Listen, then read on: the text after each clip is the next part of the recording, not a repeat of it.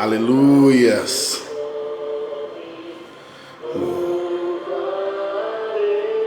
Bendito seja o nome do Senhor.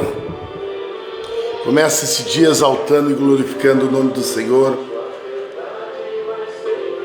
Que você escolha nesta manhã exaltar e glorificar o nome do Senhor. Seja muito bem-vindo a essa manhã com Deus. Que Deus seja glorificado. Nós possamos neste momento aqui glorificar ao Senhor. Vamos orar. Aleluias. Senhor Deus, seja o seu nome exaltado, seja o seu nome glorificado para todos sempre. Nós queremos tributar ao Senhor toda a honra, toda a glória, para todos sempre. Queremos te louvar, Senhor. Queremos bendizer o seu nome e dizer que tu és grande e maravilhoso. Obrigado, Senhor, por essa manhã, pela noite que tivemos, por tantas bênçãos e vitórias. Somos gratos, Senhor, por tudo que tu tens feito. Temos a convicção de que tudo que tem vindo sobre as nossas vidas é para a glória do seu nome. Pai, nós te pedimos, Senhor Deus, abençoa o nosso caminhar, o nosso andar, abençoa para que tudo que colocarmos as mãos seja abençoado no Senhor. Nós oramos nesta manhã, pedindo o teu direcionar, pedindo que os nossos amigos, irmãos, que nos recebem em sua casa, em seu celular, aplicativo, possam ser abençoados. Desejo que haja cura. Eu profetizo a palavra de cura, o Evangelho cura. O Evangelho é o poder de Deus, e eu profetizo cura na vida daquele que precisa de cura. Que haja cura, que haja libertação, que haja paz sobre o coração de todos. Que o Senhor, ó Deus, possa promover prosperidade na vida de todos. A nossa oração agora é para que o Senhor alcance aquele que tem fé, aquele que espera a bênção do Senhor. O Senhor o alcance nesta manhã, em o nome de Jesus, para a glória do Senhor. Amém. Muito bem, queridos, que a bênção do Senhor seja sobre a sua vida. Manhã com Deus, capítulo de número 6, lá de 1 Coríntios. Será que você pode dar uma ajuda e compartilhar esse vídeo aí?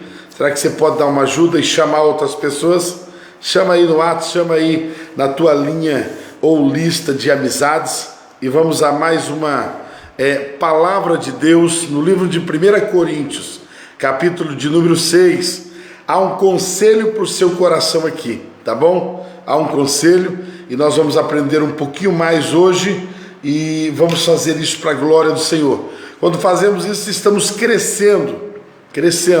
Quando nós amadurecemos, crescemos, o nome do Senhor é glorificado. Amém? Certamente. Muito bom dia para todos. Minha mãe, meu pai está lá de Ibaiti, minha avó Esther sempre escuta, Elaine, não é? Aline e Alessandra, Adassa, Noêmia Modas, aqui em Carlópolis, ou melhor, lá em Carlópolis, e aqui em Santo Antônio da Platina, Fabrício, Márcia e tanta galera, gente boa aí já de manhã conosco. Bora lá então? Chama outras pessoas, compartilha, e eu vou falar para você uma coisa que me chama a atenção no capítulo 6. Diz 6 vezes, é repetido 6 vezes.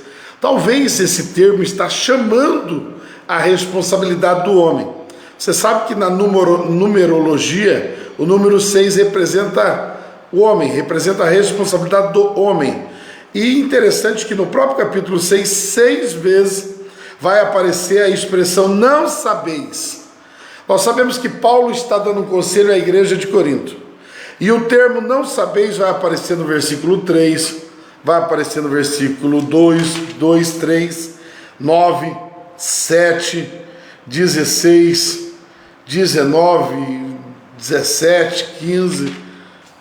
Tá tudo, eu estou falando os números tudo fora de ordem. Mas em todos esses capítulos, 6 vezes vai aparecer o termo não sabeis. Veja que estava acontecendo algumas coisas dentro da igreja e Paulo vai adverti-los do seguinte modo: olha, não sabeis a respeito disso? Como se ele estivesse dizendo, é algo que é tão, óbvio, como é que vocês não sabem? Então é mais ou menos isso que Paulo estava querendo dizer à igreja. É tão óbvio, como não sabeis? Vamos ver então, capítulo de número 6, versículo 1. Ousa algum de vós, tendo um assunto contra outro, ir perante injustos e não perante os santos? Versículo 2, aí começa. Não sabeis vós que os santos julgarão o mundo? E se o mundo será julgado por vós, sois vós indignos de julgar as questões mínimas. Não sabeis vós que julgaremos os anjos? Quanto mais as coisas pertencentes a esta vida. Então, se tiverdes julgamento das coisas que pertencem à vida, escolhereis para julgá-los os que são menos de estima para a igreja. Para a vossa vergonha eu digo, não há, pois, entre vós homem sábio, nem mesmo um que possa julgar entre os irmãos, mas o irmão vai à lei com o irmão, e isso perante os incrédulos. Versículo 7. Na verdade, já é realmente uma falta entre vós irem à lei uns contra os outros, porque não sofreis antes a injustiça, porque não sofreis antes o dano? Muito bem, queridos, palavra de Deus, palavra escrita por Paulo aos nossos corações, capítulo de número 6, e nós vamos falando então a respeito de um alerta. Paulo chamando a igreja, a responsa. Paulo pergunta, será que vocês não sabem a respeito das coisas mínimas? Será que vocês não sabem? Veja bem, vocês foram colocados para julgar a igreja, para julgar o mundo, os injustos. Então, como não sabeis que vós deveis se portar desta forma? Ou seja, nós temos já aprendido, ontem mesmo falei um pouquinho sobre isso, a respeito de algo no sentido de que eu não posso julgar o meu irmão, a pessoa do meu irmão, mas eu posso julgar o pecado, ou seja, as suas atitudes eu preciso julgar para que eu não venha cometer. Então a igreja julga o pecado, ou seja, ela julga certo ou errado e ela aceita fazer o que é certo. Então a sabedoria mínima de um cristão espera dele que ele saiba julgar o que é certo, o que é errado. E na maior parte das vezes nós vemos que muita gente não sabe julgar isso, acaba fazendo o que é errado como se fosse certo, e o certo não faz simplesmente por relaxo. Mas aí está talvez a primeira aplicação dessa palavra. Como que eu recebo essa palavra para mim? Precisamos ser sábios, precisamos entender que o pecado é como um self-service, o pecado é colocado numa banca e eu estou todos os dias olhando para ele, eu escolho ou não. Eu posso escolher, mas não me convém, não me convém. Algum vai dizer assim, o privilégio nosso é que nós temos livre escolha, não é o livre-arbítrio. Na realidade, o livre-arbítrio, ele não é assim tão favorável a nós como nós imaginamos. Eu tenho direito de escolha, eu posso escolher. Se nós entendermos que o Evangelho é um chamado a nós consagrarmos a nossa vontade ao Senhor, é como se o Evangelho estivesse dizendo assim, consagra todo o teu direito, todo o teu livre direito, consagra ao Senhor, porque você não sabe usar. Exatamente isso. Quando nós jejuamos, nós estamos mortificando a nossa maneira de ser, para que permaneça a vontade do Senhor. Permaneça. Então, quando eu consigo fazer a vontade do Senhor, eu estou deixando de exercer o livre-arbítrio no sentido de escolha, porque naturalmente, se deixarmos, nós vamos escolher o que é tendencioso à carne. Já diz o texto da palavra do Senhor do que a carne é fraca, o espírito está pronto, nasceu de novo, mas a carne é fraca. não confia na carne, não confia no direito de escolha, no sentido de que eu escolho, eu sei o que eu pego, sabe, está proposto, então eu sei o que eu faço. Então consagra ao Senhor, Ele vai permitir que as melhores coisas sejam estabelecidas sobre a sua vida, amém? Olha para você ver como é importante nós aprendermos a respeito disso. Uma outra questão que eu queria passar para você, a primeira questão é assim: há coisas que são simples demais e eu preciso saber. Às vezes o cristão está errando em coisas básicas. A igreja, ela foi colocada, e pela igreja é manifesta a multiforme graça do Senhor na terra. Pela igreja é glorificado o nome do Senhor hoje na terra. Como que o Senhor é glorificado? Pela igreja, por mim e por você. Então a igreja não pode errar nesse conhecimento. Outra coisa, nós não podemos pegar coisas que nós fazemos ou que às vezes, sabe, ainda não está muito certo dentro do nosso comportamento e levar para o injusto, como se ele tivesse a sabedoria de resolver. Primeira coisa que você entende disso aí é a seguinte: a igreja é uma obra que está em andamento. A igreja, que é a igreja, somos nós. Eu não posso dizer para você aqui que Deus espera de você uma obra perfeitamente acabada. Você e eu, nós. Vou dizer primeiramente de mim: eu estou em construção. Você não pode olhar e falar assim: o pastor não tem pecado. Tenho pecado, eu estou na luta também. Todos os dias, todos nós precisamos reparar alguma coisa em nós. Às vezes é um orgulho, às vezes é uma soberba, às vezes é uma mentirinha, às vezes é simplesmente o comodismo, tá? Hoje em dia as pessoas estão um pouco incrédulas, sabe? Às vezes deixa de crer, às vezes as pessoas são teimosas, sabe? Elas são tardias em obedecer, tantas coisas. Irmão, nós estamos em obra. Pastor, então quando acaba a obra? Vai acabar a obra quando nós estivermos para sempre com o Senhor.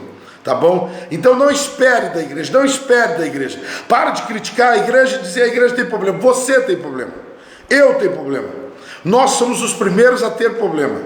A igreja não faz um chamado do tipo: venha para a igreja e seja, sabe, sem nenhum tipo de defeito. Venha e o Senhor vai nos santificar. Mas o processo da santificação é um processo do qual nós vamos levar a vida caminhando com o Senhor. Então eu preciso que você tenha paciência, tenha sabedoria.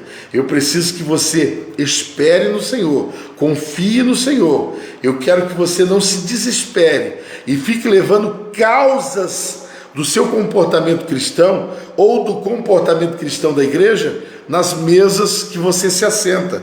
Talvez lá no cachorro-quente que você vai comer, talvez lá na casa, talvez a tua família ainda não é crente, talvez você encontre alguém na rua, para o carro, começa a conversar, de repente está falando da vida de alguém da igreja, está colocando lá no balcão lá, está colocando a situação da igreja, no sentido de que: ah, mas fulano não fez isso, ah, você viu a roupa do fulano, ah, você viu tal coisa. As coisas da igreja são julgadas pela própria igreja. Você precisa colocar diante do Senhor, você precisa aprender a orar, você precisa aprender a chegar e com carinho conversar um com o outro. Se houver necessidade, trazer ao pastor, pastor, eu estou ouvindo que aconteceu isso, vamos orar. Pastor não é juiz, deixa eu pontuar aqui, pastor não é juiz, mas todos nós podemos julgar o pecado, no sentido de buscarmos a misericórdia de Deus. Eu não julgo pessoas, eu não estou aqui para julgar pessoas e mandar para o inferno, nunca mandei ninguém para o inferno, nunca. Então assim, nós precisamos sermos um pouquinho mais sábios, a partir do momento em que Paulo vai dizer 6 vezes, não sabeis, não sabeis, não sabeis. Paulo estava querendo dizer que a igreja tem que ser, sabe, conhecedora dessa verdade, que nós, a igreja, temos o poder de julgar, sabe, o que é certo e errado. O mundo não. O mundo pega o que é certo e errado num pacote só. Nós, a igreja, sabemos discernir o que é certo e o que é errado. Então, coloca aí, posta aí no comentário: estamos em construção. Todos os dias alguma coisa nova está acontecendo nas nossas vidas. Tá bom? nas nossas vidas. Eu queria que você agora fosse para o versículo de número 11 e entendesse comigo uma coisa aqui. Versículo 11 diz assim: ao menos alguns de vós.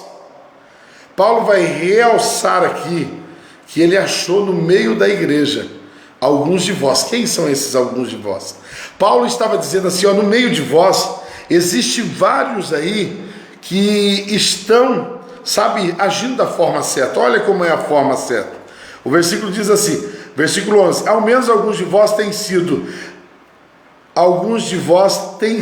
isso, mas fostes lavados. O que era o assunto que vinha sendo falado? Estava falando da injustiça de alguns quererem levar, sabe, causas de dentro da igreja para ser julgado nos tribunais secundários.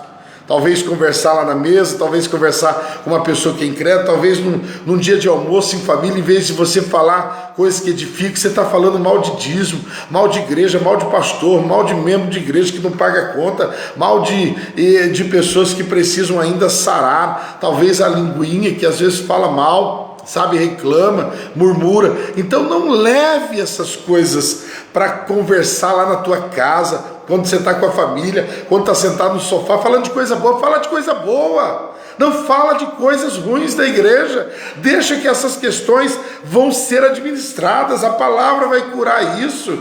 As pessoas vão ser reparadas no altar do Senhor, elas estão em construção, eu estou em construção. Você, que às vezes aponta o dedo, olha o que eu estou fazendo.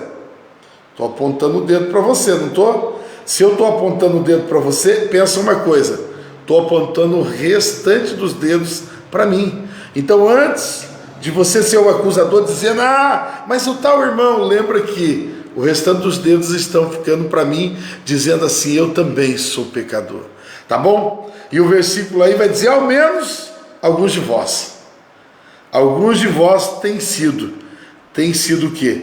Tem sido diferente, tem sido manso, tem sabido, administrar essa situação, tem tomado outra direção, não tem sido, incerto, insábio, mas tem sido paciente.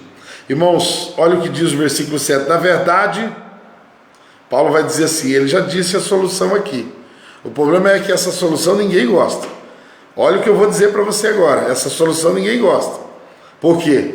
Isso só demonstra que nós temos uma naturezinha ainda que precisa ser tratada.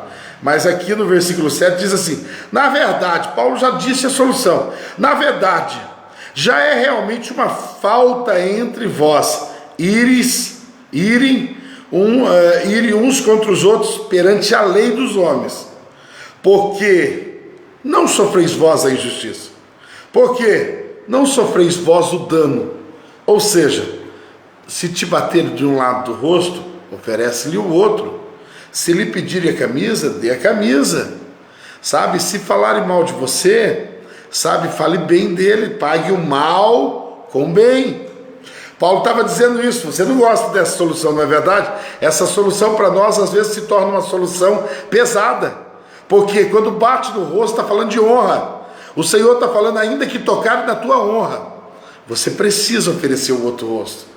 Porque a tua honra, ela, é para com o Senhor, para com os homens é reputação. O que eu tenho para com o Senhor é honra. E não tem ninguém que pode estragar a minha honra para com o Senhor, porque Deus olha o coração. Então fica tranquilo, podem falar que você é um traste, pode falar que você não presta, mas é Deus que olha o seu coração. O que importa é como Deus está te vendo. Então bateu no rosto, de um lado da face, o Senhor estava querendo dizer, feriu a tua honra, pode oferecer outra. Porque ninguém vai conseguir mexer com isso, porque o Senhor é quem te dignifica, beleza? Ei, quando fala da roupa é interessante, porque a cultura judaica diz que uma coisa ninguém pode tirar de você. Hoje na lei diz que se a pessoa tiver uma única casa, aquilo ninguém pode mexer. O cara pode ter feito um monte de coisa, mas se ele tiver um único bem, chamado sua casa, ninguém pode mexer. Na cultura judaica, parecida com isso. Se você fez um monte de negócio errado, mas a única coisa que você tem é a roupa da tua casa, a roupa do teu corpo, melhor dizendo, ninguém pode mexer com isso. Mas olha o que Jesus está dizendo. Jesus vai dizer assim, se, pedirem, dê a eles.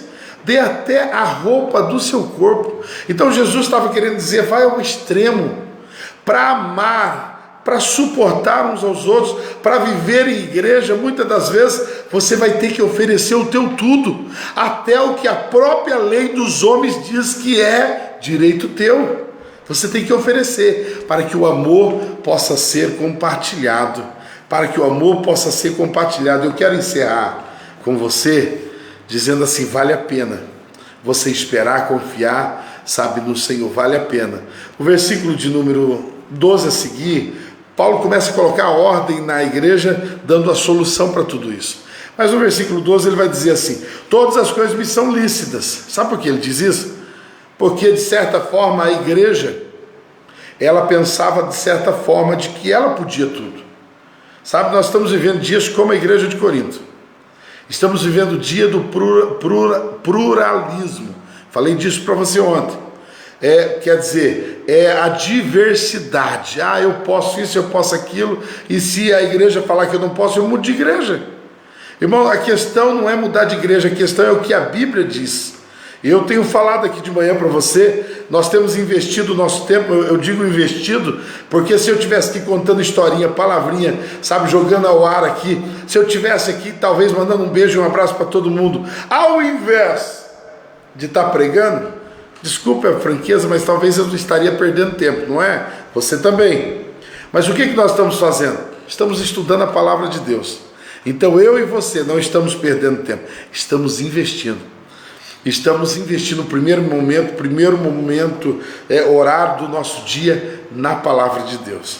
Então, veja bem, o texto vai dizer, todas as coisas me são lícitas.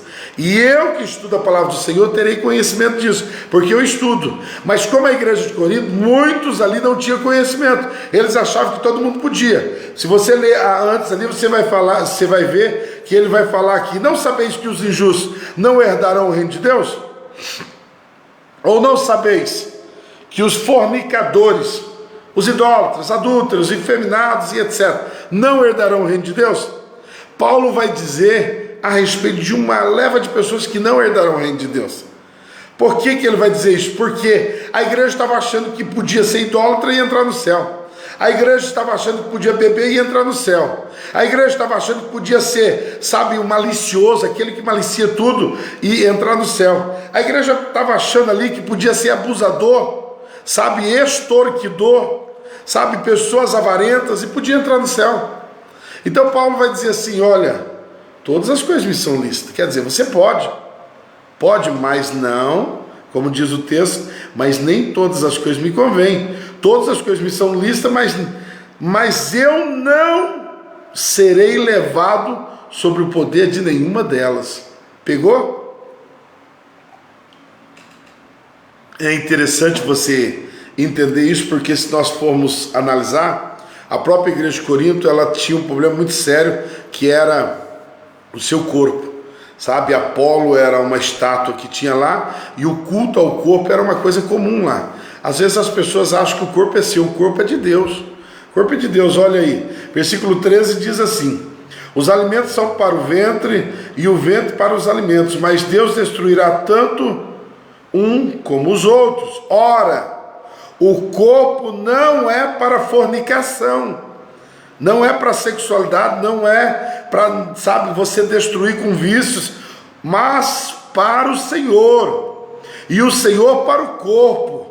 Então o teu corpo precisa ser poupado, guardado para o Senhor. Você não pode usar isso como um Deus para a tua vida também, idolatrar o corpo, amar mais o corpo do que a Deus. O teu corpo é de Deus, e Ele preserva tanto essa primícia, ou seja, Ele preserva tanto esse princípio de ensinamento, que Ele promete ressuscitar o teu corpo se morrer. Olha como Ele ama o seu corpo, no sentido de que Ele tem promessa para a tua vida, de vida eterna, ao ponto de glorificar o seu corpo, de trazer o seu corpo à glorificação, ou seja, nós teremos um corpo glorificado que não provará da injustiça, não haverá doença, não haverá mais nenhuma enfermidade, nós seremos restaurados pelo Senhor. E prova disso que o texto vai dizer que o Senhor nos comprou o nosso corpo também. Veja que lá atrás você vai ver em Gênesis que Satanás, houve uma luta travada, porque Satanás queria o corpo de Moisés. Quando ele morreu, olha para você ver, tem tanta gente que consagra isso a Satanás e às vezes não está sabendo. O teu corpo tem que ser consagrado ao Senhor. Ao Senhor. Então o processo do jejum, o processo de eu me desviar do pecado é porque eu estou me consagrando ao Senhor. Por isso que é tão danoso o pecado da sexualidade. Seja pornografia, seja homossexualismo, seja prostituição, seja adultério, o que você quiser pensar, é muito sério, porque o seu corpo é consagrado ao Senhor. Ele é do Senhor. Quando você fala assim, o dízimo santo é ao Senhor, tem que devolver ao Senhor. Mesma coisa do corpo. O teu corpo é do Senhor, e a sexualidade é um pecado no corpo. No corpo. Então por isso eu preciso buscar a santificação. Então terminamos dizendo assim, olha, todas as coisas me são lícitas? Opa! Pode ser que eu tenho o direito de ir perante a justiça. Eu tenho o direito de levar a causa de um irmãozinho meu que não pagou uma conta, não pagou aquele café da manhã. Eu posso levar uma causa de um irmãozinho que um dia, falou um palavrão, talvez me chateou. Posso, mas não convém. Você precisa ser sábio para resolver as coisas de dentro da igreja entre nós, os justos. Precisamos sentar e nos perdoar e nos amar. Para isso tem pastor, para isso tem presbítero. Presbítero, pastor não é para julgar. Nós não estamos aqui no papel de julgar, mandar ninguém para o inferno, não. Porque se fizermos isso, nós mesmos vamos para o inferno. Então nós estamos aqui na condição de ajudadores, administradores. Nós estamos aqui para ajudar. Então não tenha medo de um presbítero, de um pastor, no sentido de que eu vou confessar o meu pecado lá para ver se o pastor me ajuda. Só estamos para ajudar. Presbítero, pastor, é essa a função dele, um diácono, diaconisa. Agora o papel nosso, líder de GECEL, líder de célula, o papel nosso não é julgar, no sentido de te punir, de te condenar. Beleza? Você recebe essa palavra? Tem um dia abençoado nesse sentido. Entenda que todas essas causas nós precisamos conhecer. Por isso, tem uma coisa difícil, se aconselhe com o seu pastor, se aconselhe com a missionária Leia, se aconselhe com o líder de GECEL, que são pessoas amabilíssimas, são pessoas queridas, são pessoas com capacidade para isso. Se aconselhe com pessoas que já são mais maduros na fé. Isso você tem que ouvir, porque às vezes a pessoa vai querer se aconselhar com aquele que é um propagador de dissensão na igreja. Ele vai falar, puxa vida, o que você acha que eu tenho que fazer? Mas ele vai falar naquele que tem a língua maior. E aí o cara já vai sair falando todo mundo. Então procura pessoas que já estão num patamar de uma maturidade, que sabe te ajudar no problema e vencer junto. Tá bom? Para a glória do Senhor. Quando nós fazemos isso, o reino é glorificado. O reino do Senhor é glorificado. Agora, quando nós ficamos levando causas da igreja nos tribunais secundários, aí para fora a igreja é maculada. Então seja sábio, em nome de Jesus. Pai, eu profetizo cura, prosperidade, bênçãos. O diabo não vai tocar em nada da família desse meu amado irmão. Entra nesse sítio, entra nessa fazenda, entra nesta casa, entra nesse negócio, entra nesse corpo, Senhor, aonde há coisas que não são consagradas a Ti. Nesta manhã eu profetizo, Deus, que o Senhor vai adiante desse currículo, o Senhor vai adiante dessa receita, o Senhor vai adiante desse diagnóstico, e eu profetizo cura, e eu profetizo milagre, e eu profetizo reconciliação, e eu profetizo milagre na vida de todos aqueles que depositam a sua fé diante do altar do Senhor. Em o nome de Jesus, prosperarão, serão felizes e abençoados em nome de Jesus. Se você crê, levanta a mão aonde você está agora. Se você crê, dentro da tua casa, no carro, na tua empresa, levanta a mão, porque eu libero a palavra de vitória, a chave de bênção para o teu emocional, a chave de bênção para o teu relacionamento, a chave de bênção para a sua decisão. Eu libero a vitória sobre a sua vida. Se você crê, no nome de Jesus, receba a bênção. Um ótimo dia. Final de semana tem trabalho maravilhoso hoje no São Paulo. Amanhã, cultaço de jovens aqui. Tá chegando o batismo, dia 1º de maio tem batismo, tá bom? E domingo agora, uma palavra poderosa. 2 horários de culto. Todo mundo lembra, domingo é do Senhor, domingo é do Senhor. Tem que vir para a igreja, domingo é do Senhor. 9 horas da manhã e às 18 horas tem culto no domingo. Glória a Deus, Deus te abençoe, um ótimo dia.